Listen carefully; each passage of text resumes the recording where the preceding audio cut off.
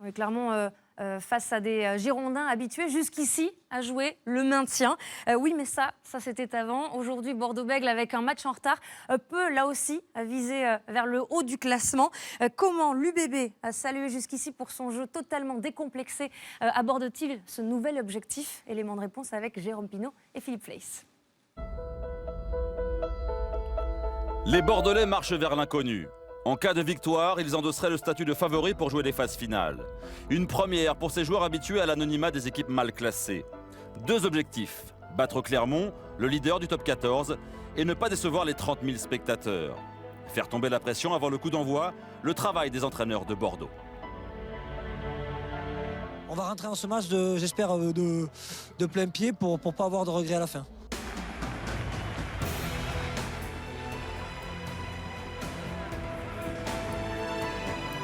La crainte des entraîneurs se confirme dès les premières actions. Pierre Bernard, sur cette pénalité ratée de James, commet un en-avant dans l'en-but. Rebelote, quelques minutes plus tard avec cette maladresse de Henny Adams. Bordeaux est fébrile dans tous les secteurs de jeu.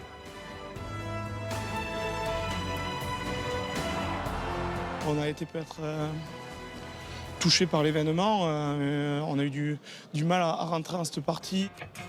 Clermont n'est pas non plus à la fête avec cet en-avant de Debatty. Mais le leader a de l'expérience et il sait éviter certains pièges. James, c'est pas terminé pour les Clermontois. La percussion de Debatty. Maintenant Debatty stoppé par Clarkin et par Taleboula. À moins de 10 mètres de l'embut de Clermont. Butin éjecte la crampe, le crochet du demi de mêlée de Clermont. Montage terminé. Pris quasiment sur la ligne, il n'y a plus d'avantage de Butin pour y aller tout seul. Jean-Marcelin Butin en force, il est stoppé. À 1 mètre, Paolo, James, Brock, James pour Vermeulen. Taleboula qui défend et Vermeulen qui s'écroule derrière la ligne. À la mi-temps, Bordeaux est mené 13-9, mais ne panique pas. Les ententes de match, on a gâché déjà quelques-uns cette année. Le mi-temps, un peu des moyennes, on l'a fait déjà, mais avec la victoire au bout. Donc on a dit, si on reste fidèle à notre jeu, il faut qu'on retrouve un peu de confiance, ça peut passer. Bordeaux sort alors sa botte secrète. Taleboula, le meilleur marqueur du championnat. Choisit le côté fermé. Chalmers pour Taleboula. Taleboula qui sollicite le ballon, qui coûte bien à suivre pour lui-même. Le sprint de Taleboula. Le ballon qui longe la ligne de touche. Le 11e essai de Taleboula. Le 11e essai de Taleboula. Incroyable joueur. Et un destin incroyable. Il y a 2 ans, Taleboula avait signé à Clermont, mais Bordeaux, au dernier moment, a réussi à le faire changer d'avis. Question de climat. Je suis arrivé directement des Fidji à Clermont. Les températures étaient très basses, il faisait très froid. Je suis reparti jouer un tournoi de rugby à 7 aux Fidji. Et j'ai découvert le climat de Bordeaux, c'était comme chez moi. Oui, du soleil, la mer et la même population. Le score 19-16 en faveur de Bordeaux-Bègles. Il reste 1 minute à jouer, avantage en cours pour Bordeaux. Au lieu de temporiser, les Bordelais jouent au large avec le risque de se faire contrer par Clermont et de perdre le match. Sur le bord de touche, je crie souvent jouer parce que je pense que c'est la solution, mais que les joueurs soient imprégnés à ce niveau-là. Blair Connor, le seul truc qu'il me dit, c'est si je le prends, il y a essai, donc il ne pensait pas que pour lui c'était un risque, c'est une prise d'initiative. C'est repris maintenant par Gerhard Voslo.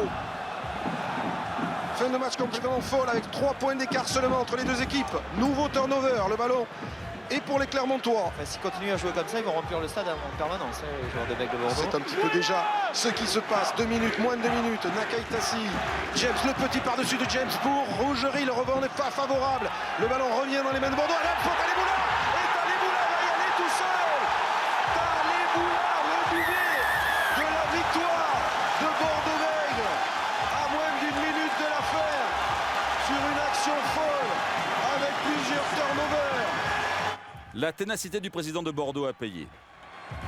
Et je me suis mis tout de suite dessus et comme un pitbull sur un os, j'ai pas lâché quoi. Je me rappelle qu'on m'avait envoyé la photo de lui en train de signer et malgré tout ça, j'étais pas soulagé.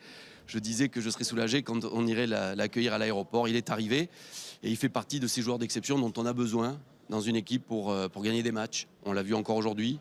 Malgré tout le courage des 15 garçons, c'est lui qui décante la situation, sans quoi on n'aurait peut-être pas gagné aujourd'hui. Score final 26-16, première victoire des Bordelais face à Clermont depuis leur retour dans l'élite.